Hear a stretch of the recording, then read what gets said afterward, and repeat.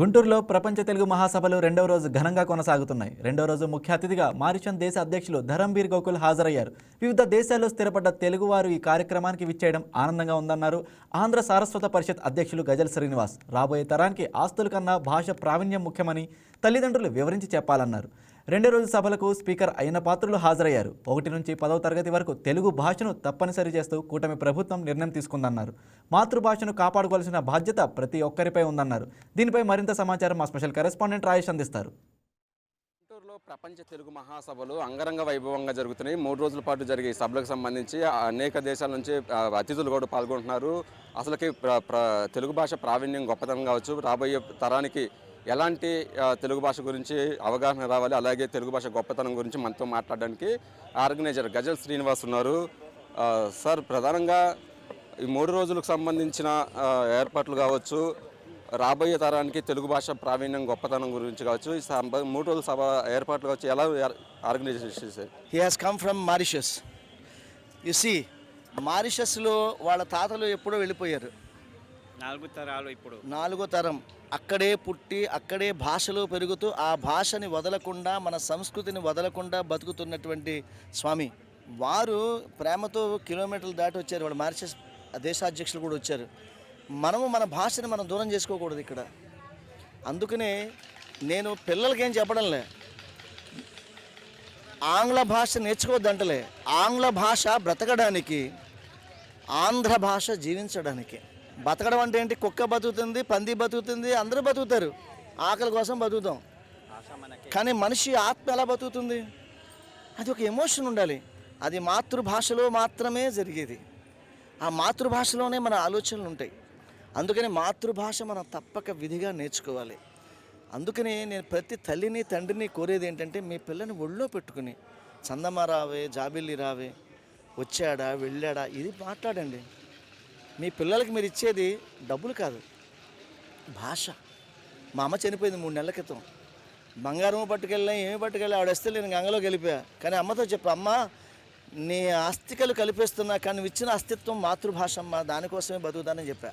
మనం అందరం కూడా అమ్మ ఒడిలో ఏ భాష అయితే నేర్చుకుంటున్నామో, మన మాతృభాష పరంపరగా వస్తున్నది, దానిని ముందుకు తీసుకెళ్లాల్సిన అవసరం ఉన్నది.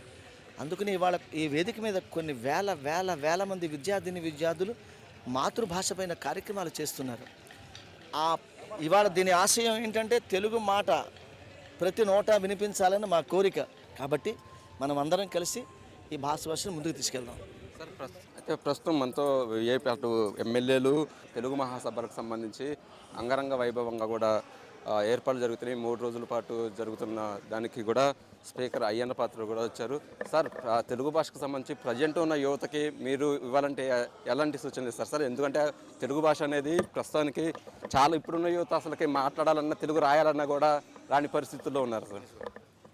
తెలుగు గురించి మాట్లాడాలంటే ఇతనికంటే వీరికంటే పెద్ద తెలిసిన వాళ్ళు ఉండరు. ఇంగ్లీష్ భాషకు సంబంధించి అదే ఒక జీవనాధారం అనేసి ఇంగ్లీష్ భాష మీద కాన్సన్ట్రేషన్ ఎక్కువైపోతుంది. ప్రస్తుతం ఉన్న యువత పిల్లలు కావచ్చు, ఆ తెలుగు భాషని ప్రావీణ్యం గొప్పతనం మర్చిపోతున్నారు సార్. ఎలాంటి సూచన చేస్తారు మీరు? ముందుగా ఏంటంటే ముఖ్యమైన విషయం, మన అందరం కూడా తెలుగు వాళ్ళు, అంతే కదా. ఆ తెలుగు లాంగ్వేజ్ని మనం కాపాడుకోవాల్సిన అవసరం ఎంతైనా ఉంది. చాలామంది అపోహలు ఏంటంటే ఇంగ్లీష్ రాకపోతే ఉద్యోగాలు రావు. దానికి దీనికి సంబంధం ఏంటండి? నాకు సంబంధం లేదు. ముందు మన పిల్లవాళ్ళు పోయి తెలుగు నేర్పాల్సిన అవసరం ఉంది. ఇంగ్లీష్ కూడా నేర్చుకోవచ్చు, కాదంటలేదు. తెలుగు దానికోసం తెలుగు మాట్లాడడం మంచి పద్ధతి కాదు. తెలుగుదనం పోతుంది, గ్రామాల్లో కూడా తెలుగుదనం పోతుంది.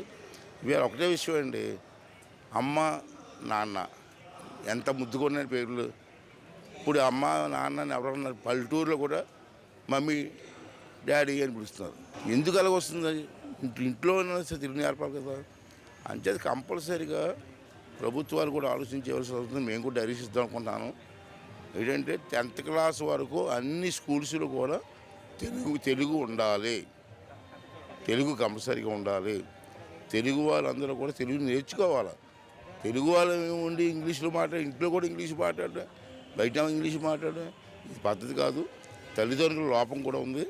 తల్లిదండ్రులు కూడా ఆలోచించుకొని పిల్లలందరికీ కూడా మాతృభాష నేర్పండి. చాలా ఇంపార్టెంట్ మనకి.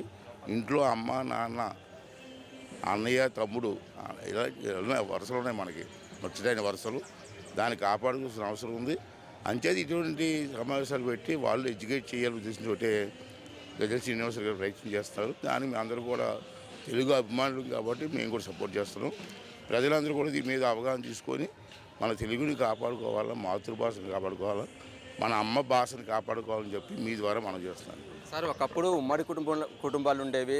చిన్నపిల్లలకి చందమామ కథలు లాంటివి చెప్పి, అంటే ఆ కథల్లోనే భావాలు, తెలుగుదనం గొప్పదనం, సమాజంలో ఎలా బతకాలి, ఇవన్నీ కూడా ఒక అమ్మమ్మ తాతయ్యలు చెప్పేవాళ్ళు. కానీ ఇప్పుడు సెల్ ఫోన్ అనేది వచ్చింది, టెక్నాలజీ పెరిగింది, ఉమ్మడి కుటుంబాలు కూడా తక్కువైనాయి.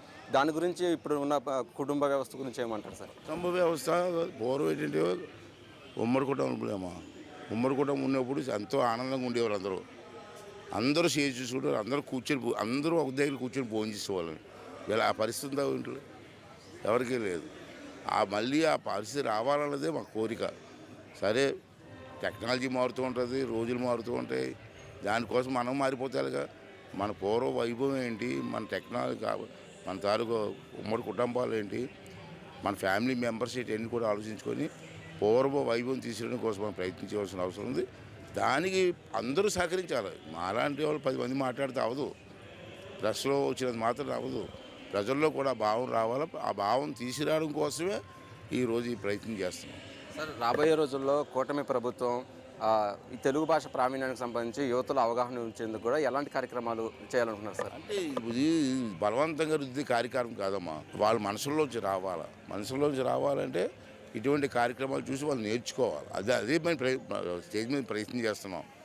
రెండోది ఏంటంటే కంపల్సరీగా ప్రైవేట్ స్కూల్లో ఉన్నామండి, కాన్వెంట్లో ఉన్నామండి, మా గవర్నమెంట్ స్కూల్లో ఉన్నామండి, 10th క్లాస్ వరకు తెలుగు క్లాస్ జరిగి తీరాలి అన్న గవర్నమెంట్లు కూడా కొన్ని నిర్ణయాలు తీసుకోవాల్సిన అవసరం ఉంది. Thank you sir. అది తెలుగు భాష గొప్పతనం అనేది బలవంతంగా రుద్దకూడదు, యువత కూడా తెలుసుకోవాలి. దాంతోపాటు 10వ తరగతి వరకు కూడా తెలుగు భాష తప్పనిసరిగా విద్యార్థులకు పెడతామంటూ కూడా అటు స్పీకర్ అయ్యన్న పాత్రులు చెప్తున్నారు. 3 రోజుల పాటు తెలుగు ప్రపంచ మహాసభలు అనేది గుంటూరులో జరుగుతున్న పరిస్థితి అయితే ఉంది. దానికి సంబంధించి అన్ని ఏర్పాట్లు కూడా పూర్తయినాయి. అనేక దేశాల నుంచి కూడా అనేక రంగాల్లో ప్రావీణ్యం పొందిన వారు కూడా ఈ సభలో పాల్గొంటున్నారు. వీడియో జర్నలిస్ట్ సాయితో రాజేష్, వైకే టీవీ, గుంటూరు నుంచి. ఈ వీడియో మీకు నచ్చినట్లయితే లైక్ చేయండి, షేర్ చేయండి, మా ఛానల్కి సబ్స్క్రైబ్ చేయండి.